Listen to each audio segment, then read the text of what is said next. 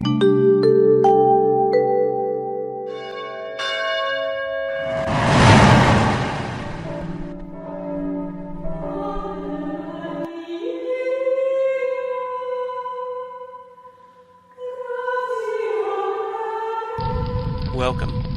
I'm Sebastian Mahfood, and you're listening to WCAT Radio, the on-air wing of En Route Books and Media, bringing you the dulcet sounds of Catholic wisdom.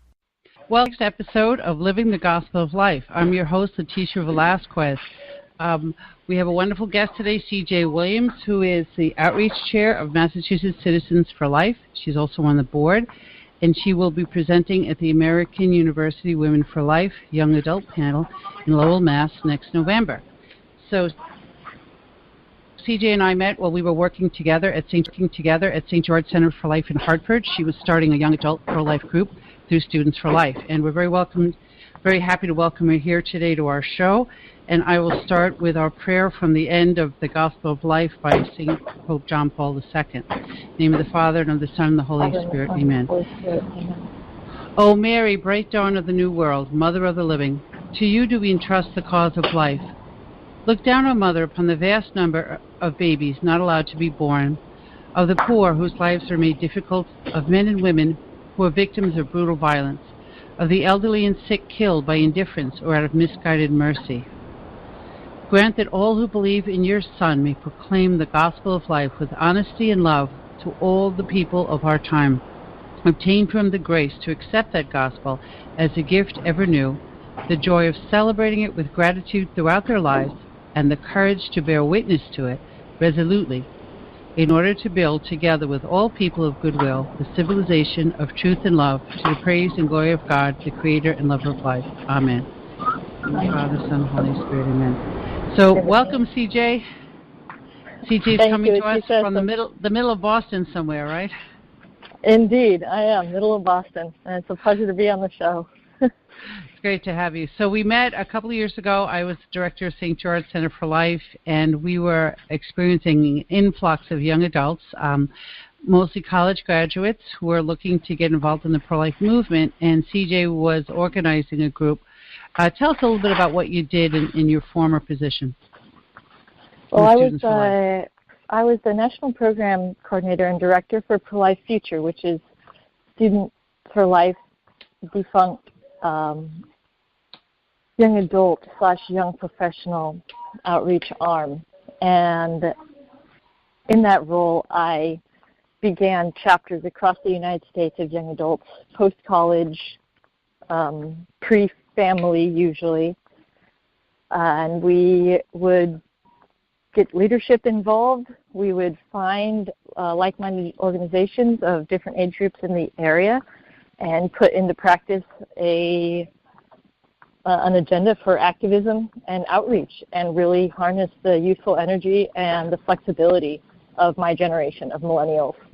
So in Hartford, obviously I connected with you, Leticia, and St. Gerard's. You guys were sort of a hub, and scoured the place for young adults, got a bunch of them involved in a few different activism events and trainings there, sidewalk counseling.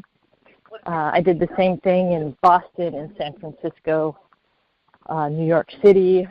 We had a group in Florida, St. Louis, Chicago, really across the continental United States. Wow. I know that your visit to Hartford was very timely, because St. George was moving to a facility that was right next to an abortion mill in the middle of Hartford, a block away from Hartford Hospital, Hartford UIN.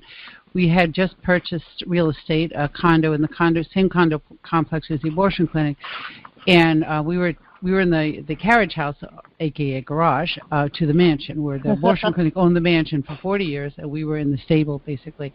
Perfect for Christians that want to that want to be where, as Father Imperator says at our blessing Mass, at our opening Mass, we were at the foot of Calvary, because this is where women were suffering, and babies, of course, were dying. And we needed to be consoling these women, even after the abortion. Many times they would come to us, and the abortion workers would come to us when no one was looking.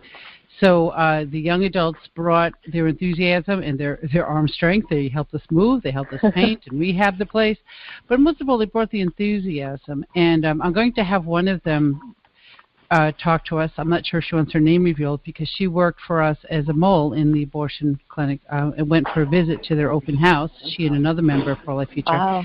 And would like to come and tell her story. She didn't record anything, but she recorded in her memory. And she said that they had prayer support from the Blessed Sacrament while they were visiting the abortion clinic for strength, and she needed it because the abortion doctor showed them the instruments of death, and very proudly saying how sterile they were and how wonderful it was that women had choice. Oh. And our friends were holding their stomachs, trying not to get sick. And it was only by the grace of God they were able to just smile through it all.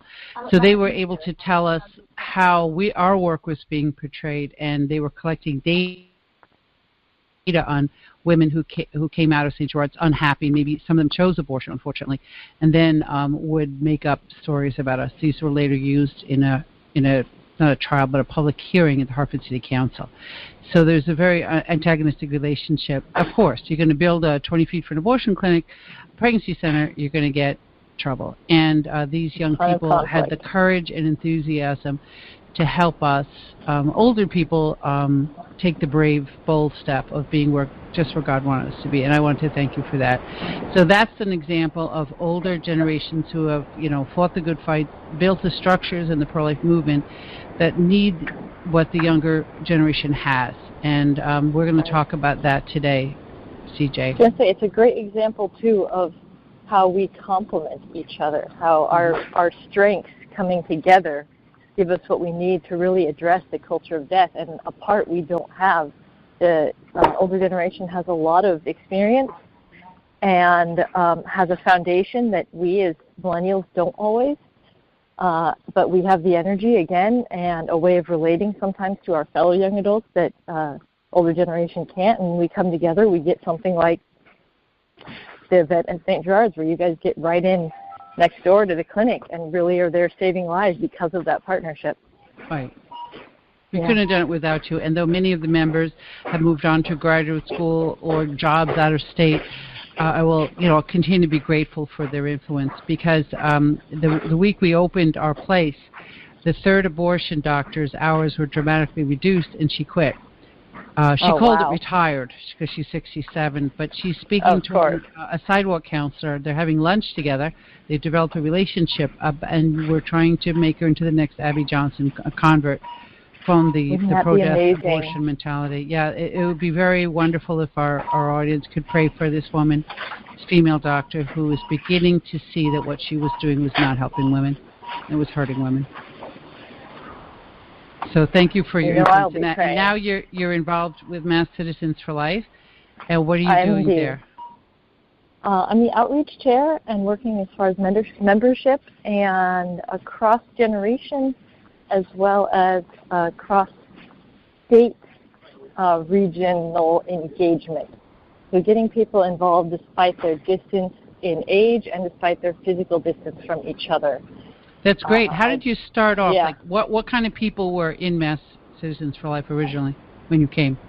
Well, it's been, when I first came in, I would say generationally, it's in generally 40s and older, but we have a really diverse board and quite a few younger, as of this most recent board election, we have 3 or 4, I would say, young women in my age group, mid and late 20s, who are very successful in various spheres of life, lawyers, doctors, who are actively engaged and want to build the bridges that will make our state organization a national example, as well as very capable of addressing the unique challenges that Massachusetts faces and building a culture and a community that can lobby, change state laws, as well as the attitudes of our citizens, so that when, say, Roe v. Wade is overturned, there's going to be very prepared citizenry to deal with it here on the ground. Well, that's quite a big goal there, considering that you're in very blue Massachusetts. We are. Most people would say give up. It's a blue state, forget it. They're never going to have pro-life laws. And yet, they have one law that Connecticut wishes it had, and I live in Connecticut, is parental notification. Exactly. If a minor is seeking abortion, Connecticut can't even manage to get that out of committee. So you have accomplished that at one time when Connecticut is one of only, I believe it's 12 states in the country where a parent will not be notified if their minor daughter is going to have an abortion. Major surgery, she can have it during the school day, come back on the school bus, and bleed to death, and the parents will have no idea why if she chooses not to tell them. So, yes, we often, unfortunately, in the abortion clinic in Connecticut, we would get young students from Massachusetts and in Rhode Island who couldn't get abortions beyond their parent back. So you do have that going for you, but you still have an uphill climb. We do, but we really recently with the retirement. Yes. Oh, I was going to say something that that Massachusetts Citizens for Life is really good at, and something that I've really capitalized on, and I'm also just have a talent for, is looking for the strengths of the state. And one of the strengths Massachusetts has is a really strong local pride and strong local engagement. And it's much easier to work with people who have some passion and care about what's going on in their state. And I think that's probably one of the reasons we have parental notification, is because even though we're liberal, we have our citizens really care about what goes on, and they're much more engaged in the political process than some of the other states across the nation. Good point. I never thought of that. Yeah. Very interesting. Yeah. So they care about the young women. They care about the young women, and it's one of those things where we'll have very liberal abortion laws, but these are minors, and we care about our minors, and there's that common sense thing, just like you were saying, it's a serious surgery, so you get parental notification. And then we also have, I think, a good idea of responsibility, and if we don't, students I know here, and this is not necessarily a pro, but students and people who are minors have gone to the courts to get the judge to give them a dispensation so they do not have to notify their parents. Yeah. Oh, of course. But again, that's a big deal. Does that I don't think it's the majority of cases. No. But that's always it does a possibility. It is.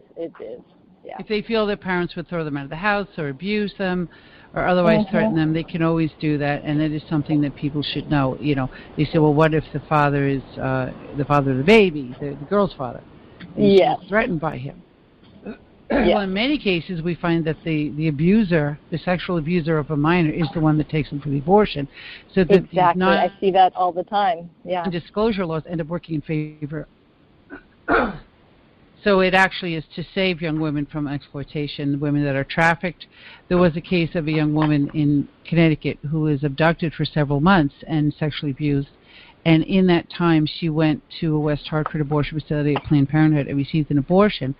And the man who went with her was her captor, the man who had kidnapped her and her abuser. Yes. And she was discovered months later, but she could have been discovered at that point if Planned Parenthood had notified. And they didn't have to by law, but if they had notified the authorities. If they'd had to, yeah. And we find that more and more, that one of the things that Massachusetts is working on, and this is another thing that we have strongly here because we have the political engagement, is coming at things indirectly. So requiring that dentist's office and other community health clinics have stricter, because, say, dentist's office does not have to be, there's no requirement that it be inspected the way a hospital is inspected. And our emergency rooms do not require inspection the way an actual hospital does. But if we go at changing that legislation, it will hook in and actually loop in.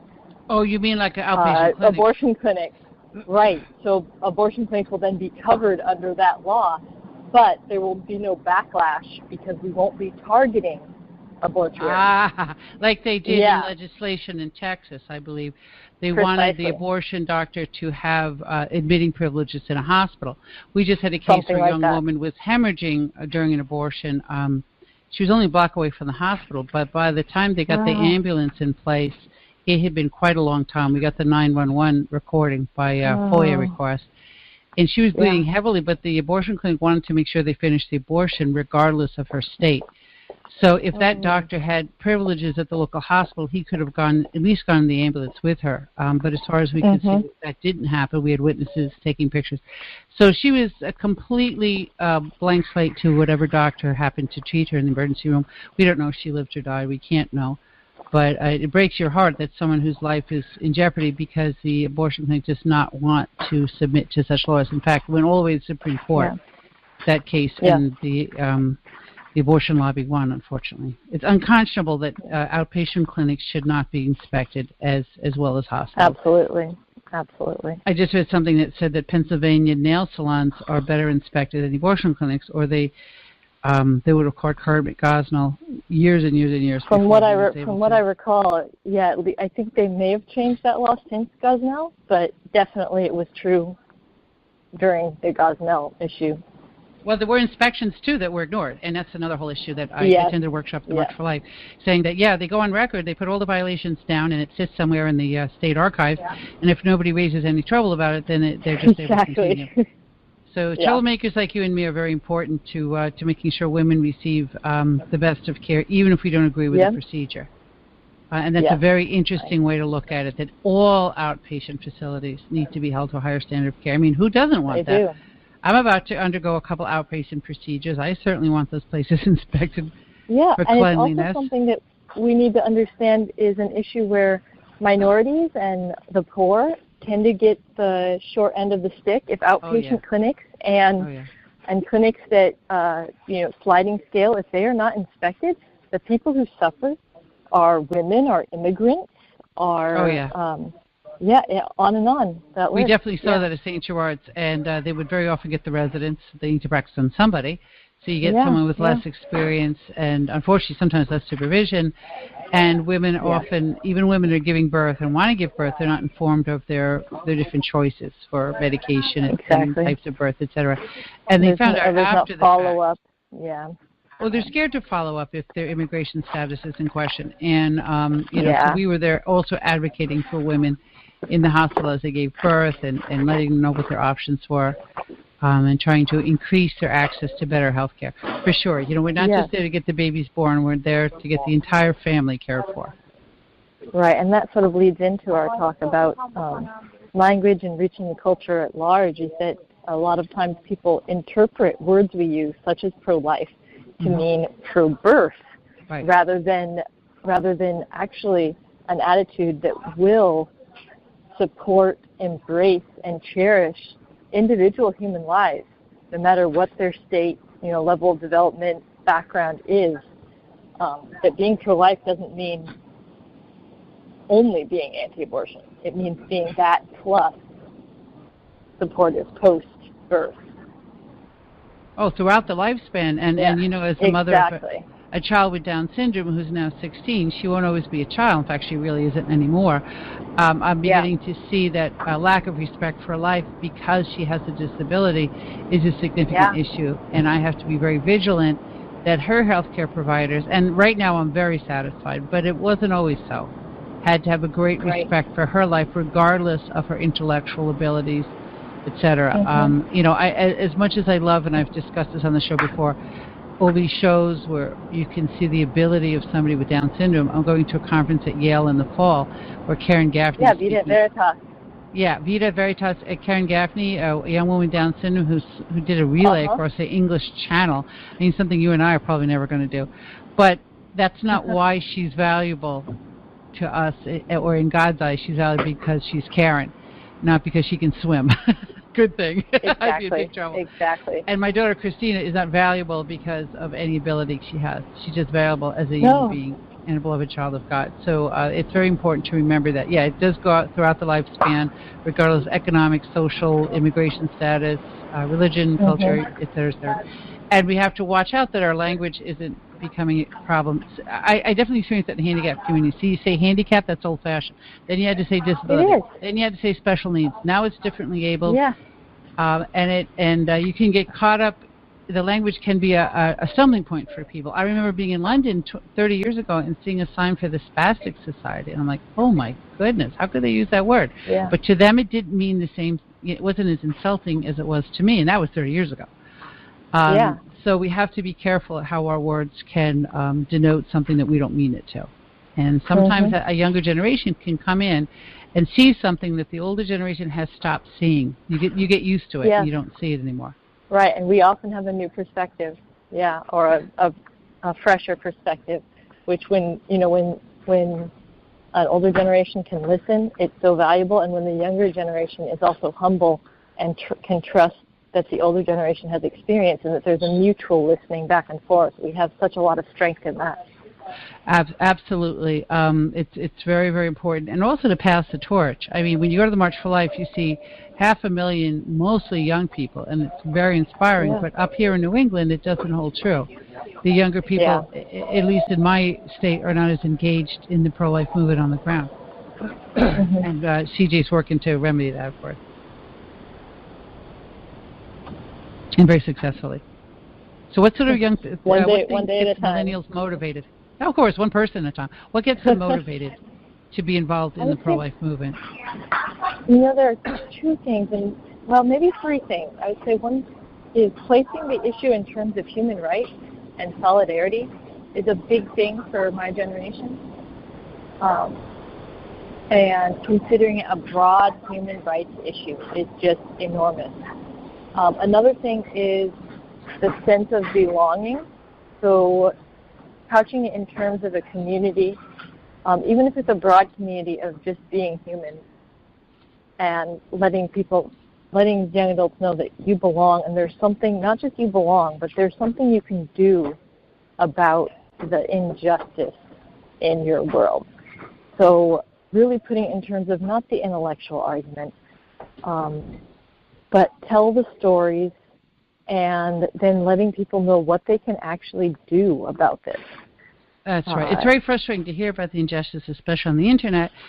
And, post, share, and click like is something, but it's not enough. Yeah, it really isn't. And there's still that disconnect. It's really hard to feel a part of something if you're on the other side of a screen. And my generation can often sort of use that as a crutch. It's like we feel disconnected, so we try and get a little connection through this digital media thing. But it's really like taking sips when you are out in the desert and you really need a whole oasis. It's maddening. So I would say you need to be, as far as engaging generations, keep it simple and look at what you can do actively. Show them what you're doing, not what you're thinking about, not board meetings, but like, are we out there actually facing people? Are we serving people in person? So that belonging, idea of human rights issue, and I would say trust too. Engaging young adults requires that there's an attitude of trust, that we trust. No one's going to take up a torch if they don't feel like, when you're a kid and your parent wants you to do something, but you can tell they don't trust you to do it, so they keep poking in and everything. You'll never learn to do it, and then you just give up. Whereas if a parent is like, okay, I'll give you my experience, and now it's up to you, there's that extremely nourishing sense and inspiring sense that, okay, I have some ownership here, and I'm trusted. And when I'm trusted, I'm going to try this. I'm going to do it. Yeah. The most pertinent example for a parent is teaching a kid to drive that first time they get behind the wheel. So they're not in the library parking lot anymore. They're actually out in traffic. And I've done it. Yes. 7 kids. Only 2 of them are my own. Oh, boy. And, there's a feeling of trust there. And risk. Yeah. There's definitely risk. But it's worth it. There is. Now we have 7 drivers on the road, 7 safe drivers on the road. And I don't have to drive them. 2 of my daughters there you go. 10 hours to her school, where she's a senior at a college. Wow. Franciscan. So, talk about trust. Yes, I pray for them, and I'm a mom, I'm going to worry, but I do have trust in them. That they, not only do they learn what I taught them, but they learn on their own, too. And I assume, as a parent, this is something I haven't experienced yet personally, but it's one of those things where we need to know that you, as the older generation, as people with experience, trust us to try this, but we also need that sense that that both the sense that you will be available if we need Sure. you. Well, that's why I stayed in the car giving advice.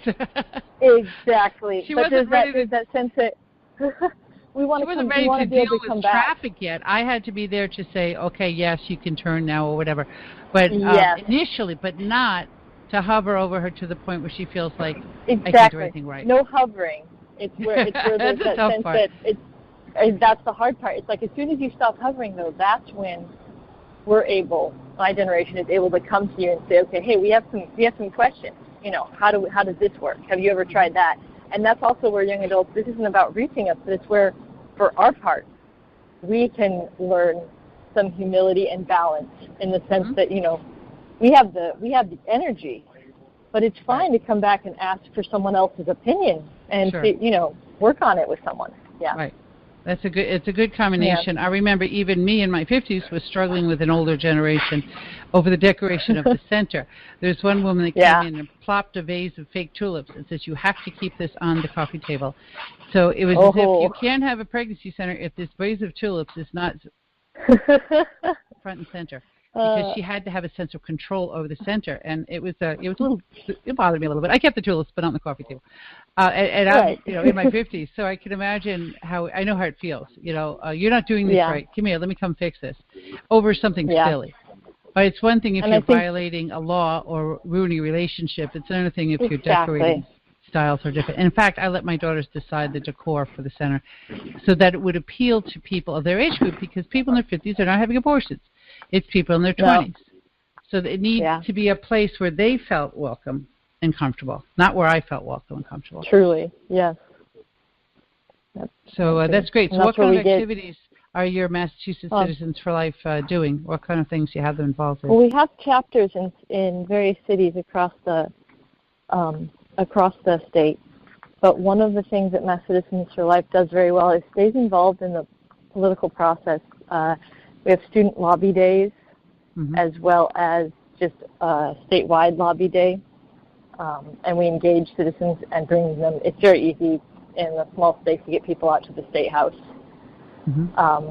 That's one good thing about a small state. Conceivably it is. I was going to say, I don't know if it is easy in Connecticut or not, but well, no one's more than an hour away, so that makes it easy. Exactly. Living in Long Island, Albany was a good 4 or 5 hour trip. It was a long trip. Where here it's a day trip and back. So Massachusetts is not too far, right? You can't be more than 2.5 hours. 2 hours probably. Yeah, way out in Western Mass.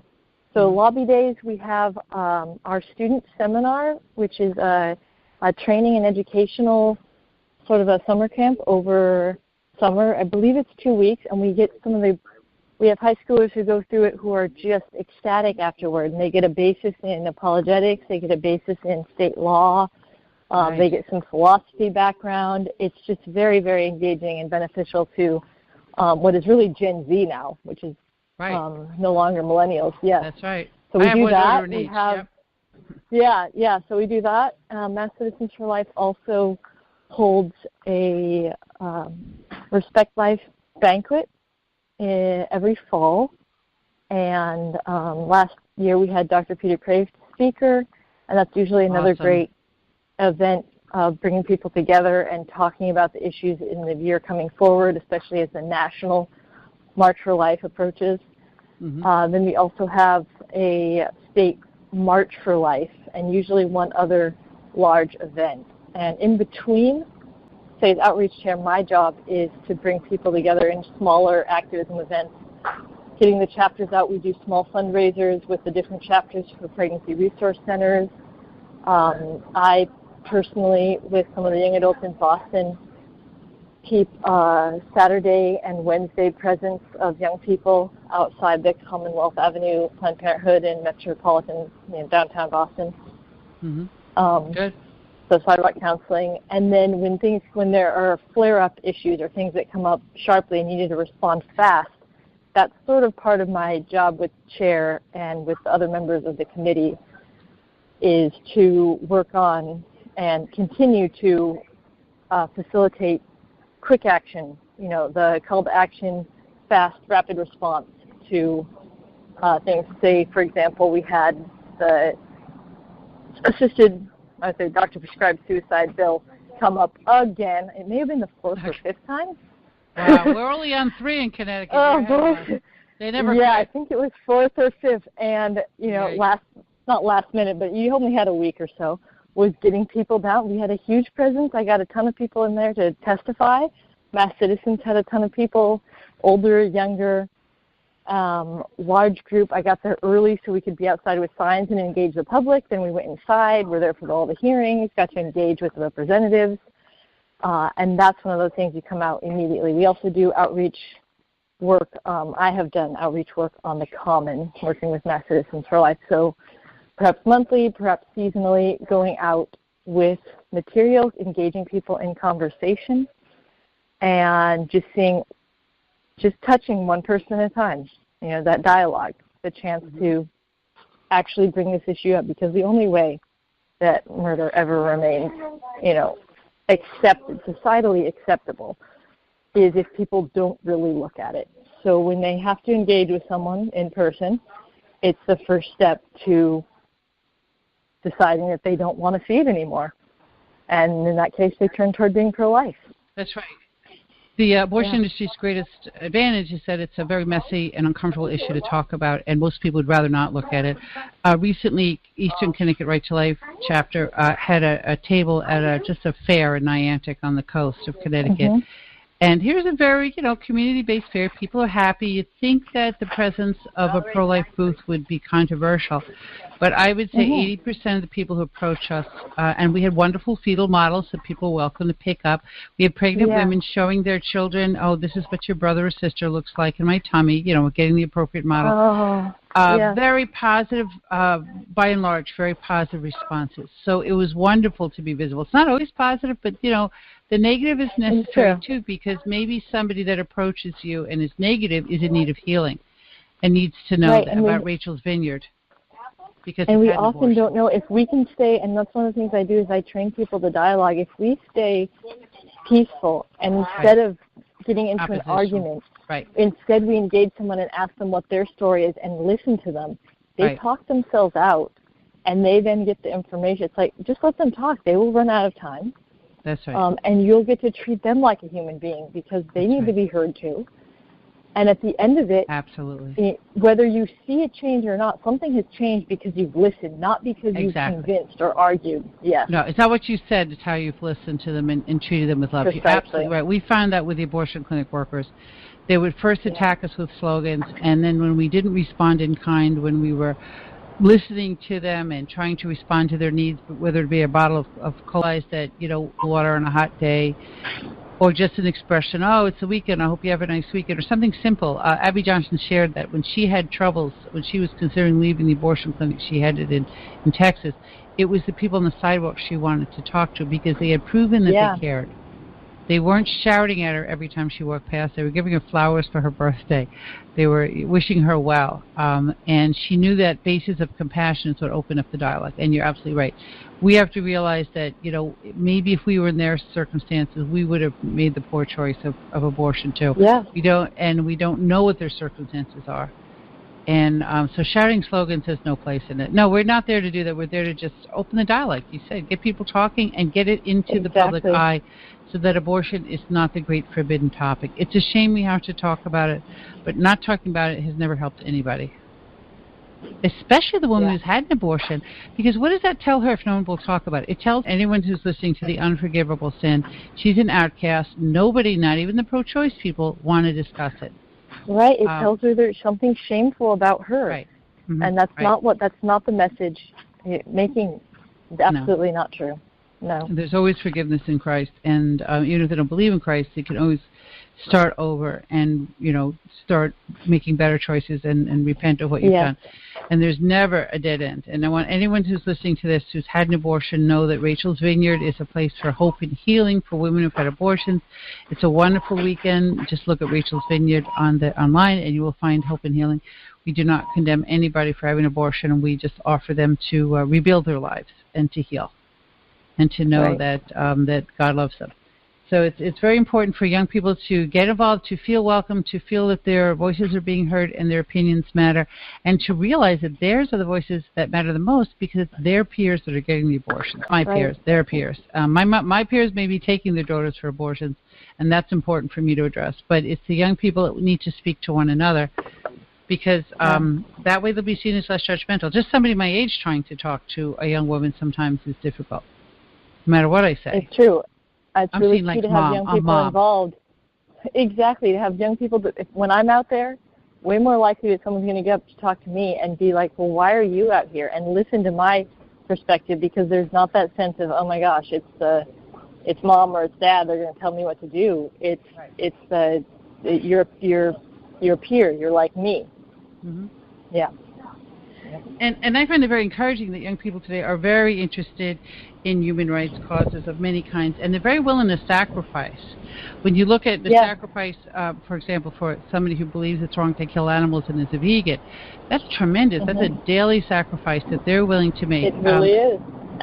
And I admire that. I don't friends. necessarily agree with it, but I admire that self-sacrifice is someone who tries to fast and is not as successful as I would like to be. I believe in it, but it's harder to do than you think because it's a very personal, everyday decision. And so that sort of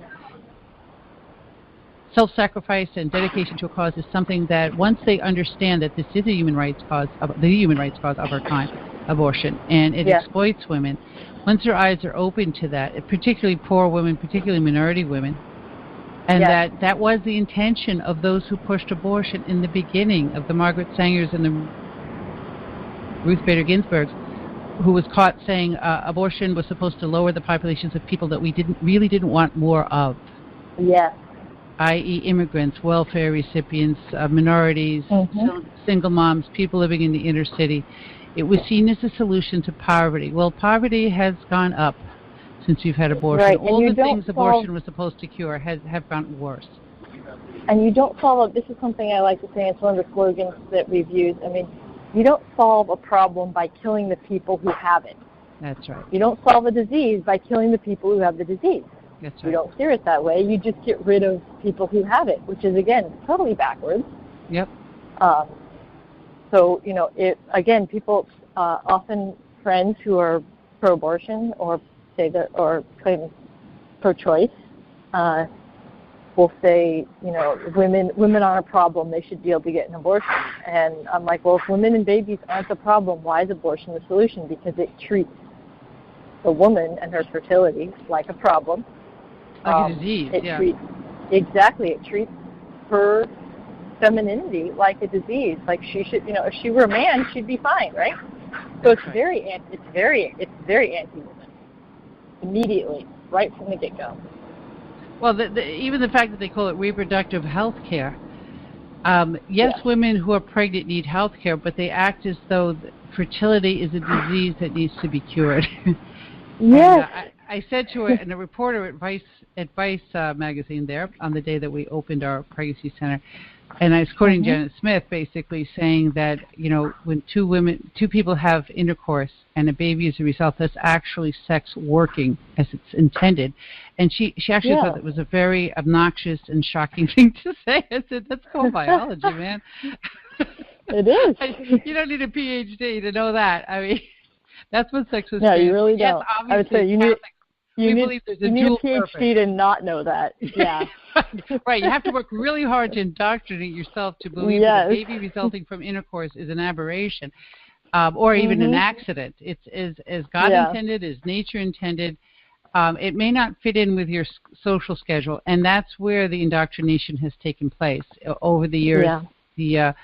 The abortion industry and the contraception industry have made us feel that fertility is something to be avoided at all costs.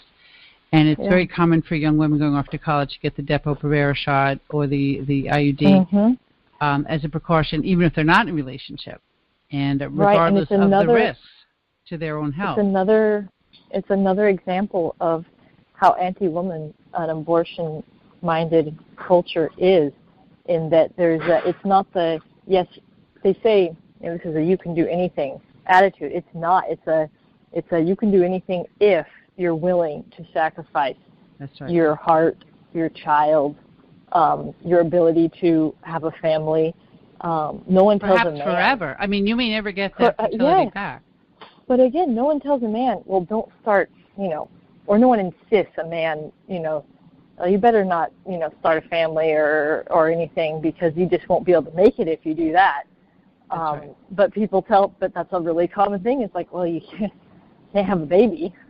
As if women haven't been pregnant and gone to school and all that stuff. The problem isn't that women are pregnant in school. It's that schools, again, and our work environment and our work laws treat fertility or babies like a problem instead of taking care of them and having resources for them.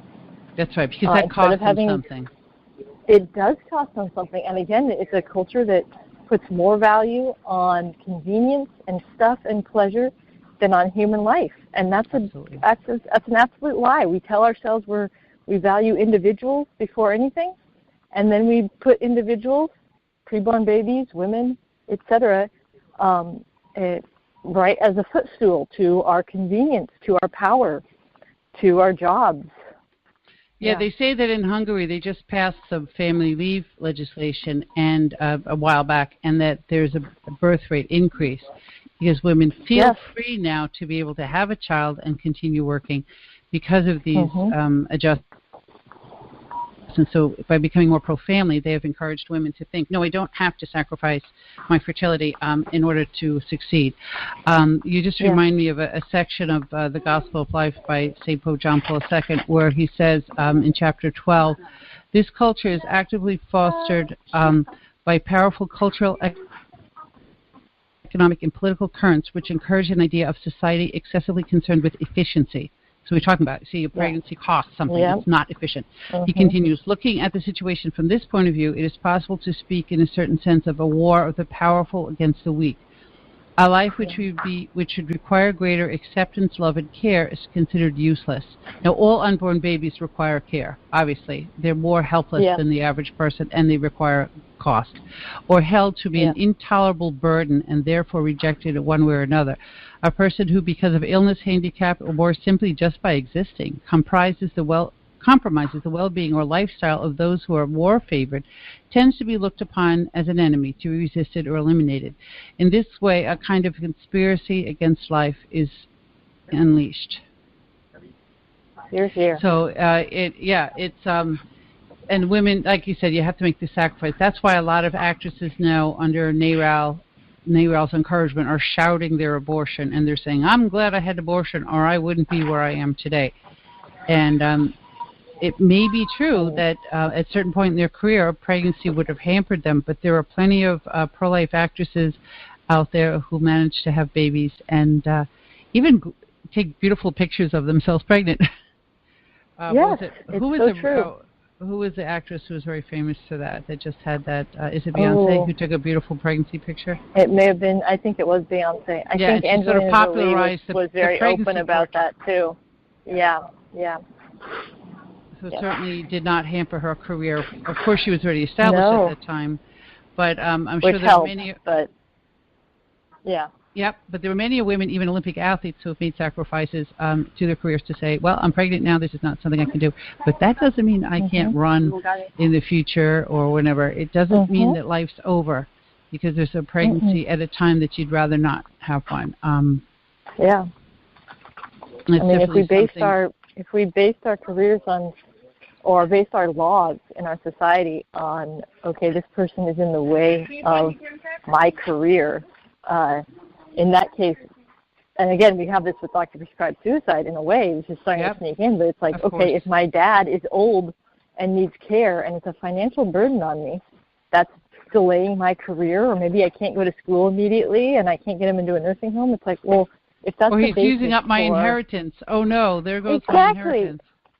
And if that's the basis for how we treat human life, there is no societal or legal basis for the protection of human life.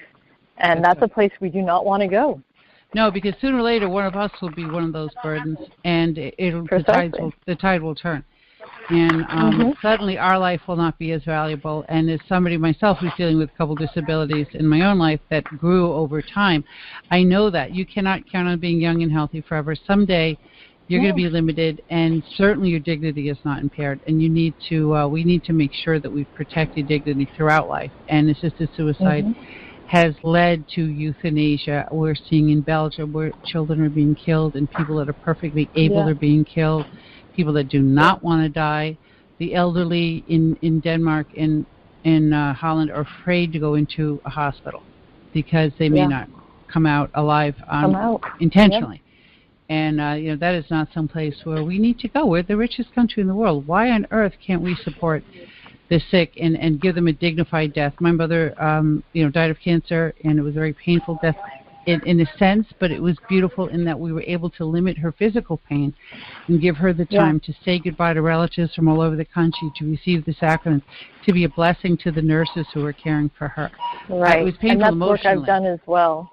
It's working, is educating people on what's the difference between palliative care, between treating someone like they're human as they die, and accepting that people will die, rather than that attitude of your life doesn't matter, let's kill you.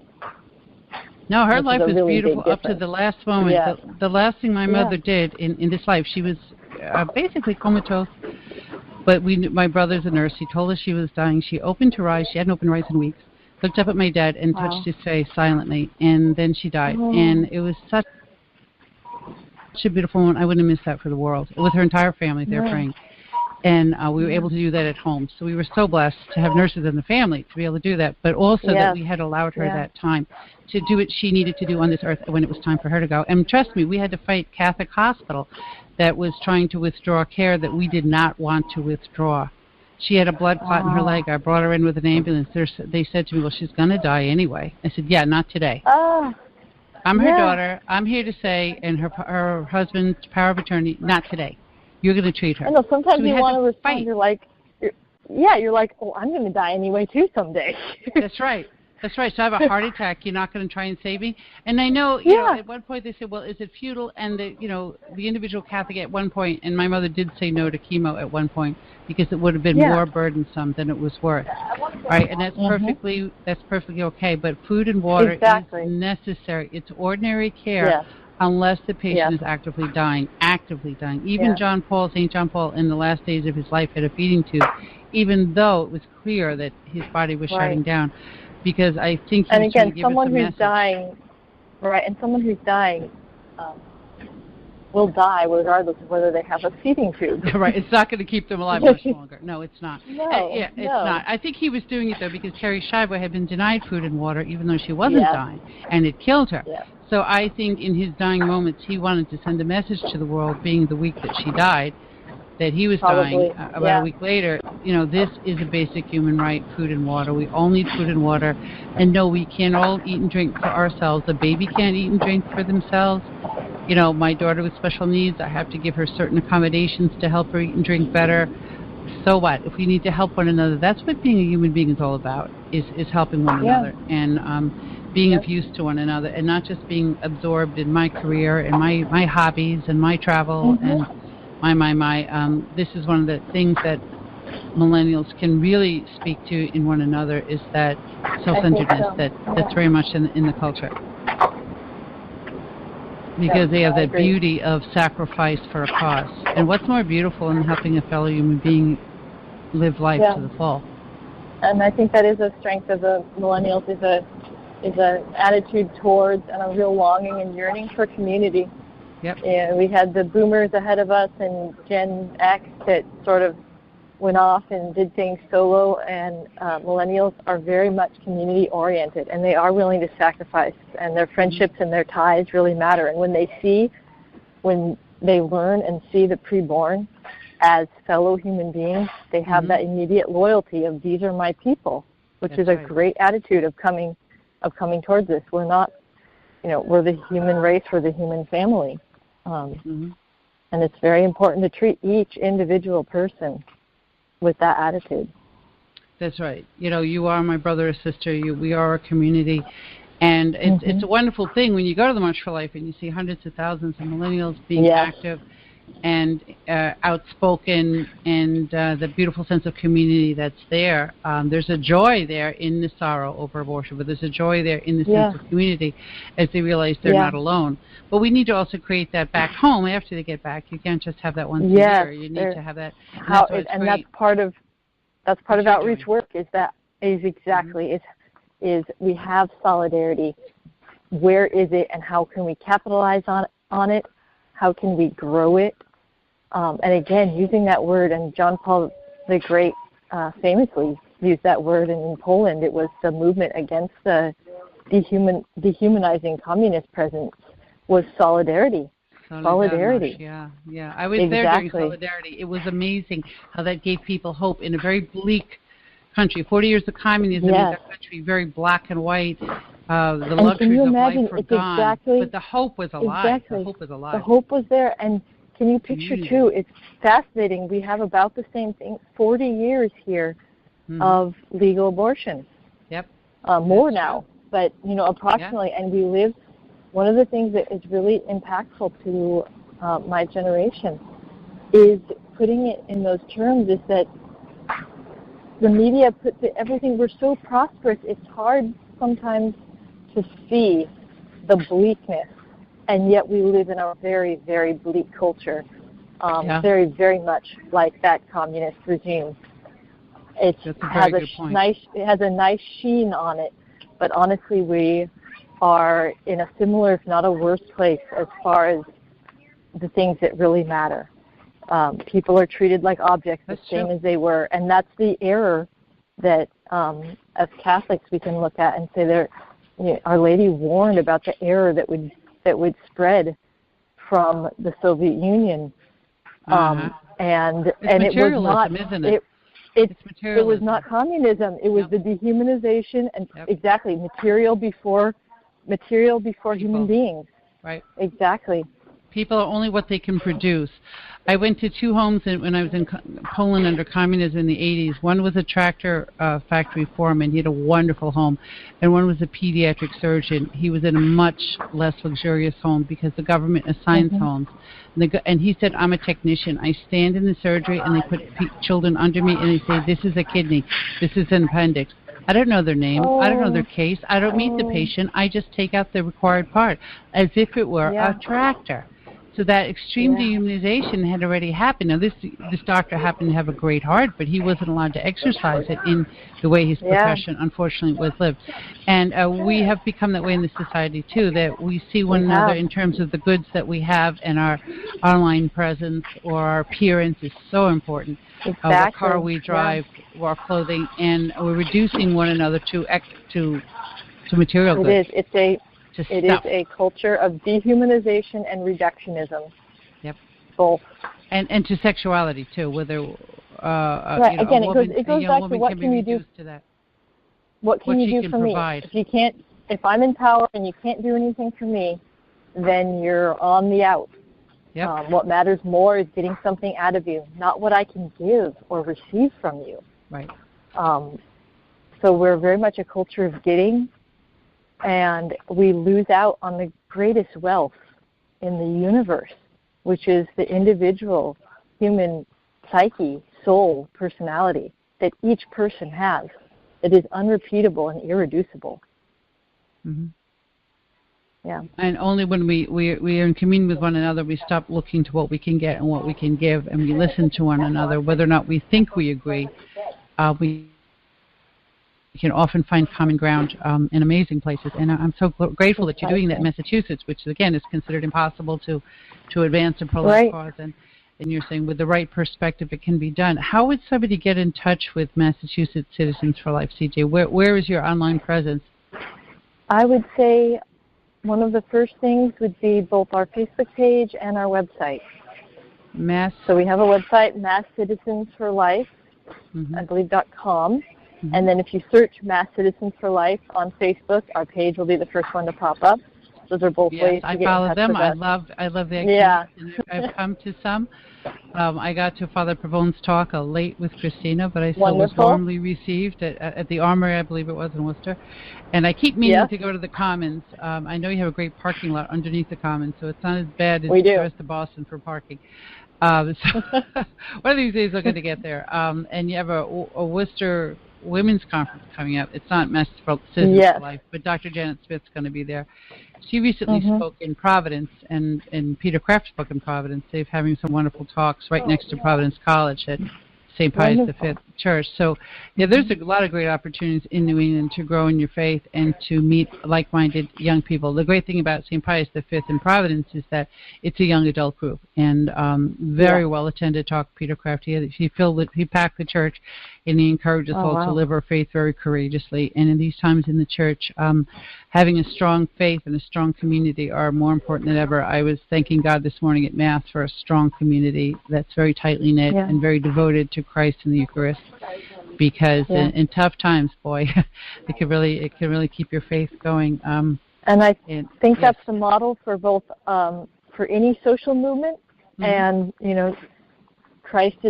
Jesus is a great example of even though this was not his first goal. Some people mix that up sometimes. He did show what a successful social movement looks like in terms of you begin by building community. Right. After that, he totally broke the mold by going and dying and having the community. Right. Well, that was the supernatural aspect of Christ that he could do, and we can't. But because he's God, human of course, Christ, he one-upped us. Yes. Right. He does have a few tricks up his sleeve. But you're right. And he started a community, and many times he withdrew the apostles, the 12 apostles, into the quiet. He was trying to get away. And it's funny you say that, because that was my next point. My next point was that something that is really easy to miss when doing this kind of work, and the thing that I see over and over again allows us to self-sabotage ourselves, is one, trying to do it all alone, and two, trying to do it without leisure or rest. And one of the key things, I'd say one of the most foundational things that I forgot to mention earlier in doing this work, in reaching out to protect human lives, especially against the violence of abortion, is to make a lot of time for building community. And the young adults I've worked with in Pro-Life Future, the many communities I worked with when I was with Rehumanize International, the young adults and broader community I work with in Mass Citizens for Life, the first thing I do is bring people together as friends, and they need time and space to get together. Every month we get together and share a meal. We potluck, and somewhere in Massachusetts we get a big group together. We cook brunch together, and we spend the whole day playing games and chatting and eating. And it's just absolutely key. And to rest from, again, like you said, Jesus often went away to be alone. And there's that great passage in Mark where he doesn't say, "Come follow me." He says, "Come away with me and rest." Yep. Come away with me and rest. And those are parts that are often skipped over. We have either our church culture is either hands-off, like, oh, we're Christians, so, things will just work out, we'll pray. And it's like, no, pray, it has to be like St. Benedict said, or at Labora, pray and work. Yes, or we have a culture that is sort of sold out, I think, unconsciously to the idea of busyness and action, and we're little automatons that are, we claim Catholicism, but we just go out and do the same, beat ourselves up, and we have nothing left to give by the time we get out there to the women who are so needy, who so much need to see the peace and quiet presence of someone who is in touch with God and in touch with themselves and who has been taken care of. That's right. And so often Mother Teresa was able to impart that because she spent hours in front of the Blessed Sacrament. She absorbed Christ. Like I consider it like sunbathing. She bathed in the Son of God. And she bathed in the Son of God. Yeah. Right. So she spent time in adoration, and her sisters.